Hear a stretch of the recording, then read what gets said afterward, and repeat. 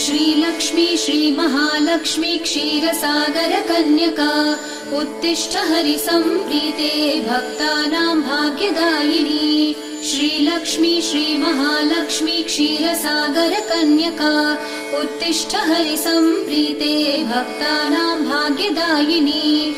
उत्तिष्ठोत्तिष्ठ श्रीलक्ष्मी विष्णुवक्षस्थलालये उत्तिष्ठ करुणापूर्णे लोकानां शुभदायिनी। उत्तिष्ठोत्तिष्ठ श्रीलक्ष्मी विष्णुवक्षस्थलालये उत्तिष्ठ करुणापूर्णे लोकानां शुभदायिनी। श्रीपद्ममध्यवसिते वरपद्मनेत्रे श्रीपद्महस्तचिरपूजित पद्मपादे श्रीपद्मजात जननी शुभपद्मवक्त्रे श्रीलक्ष्मी भक्तवरदे तव सुप्रभातम्।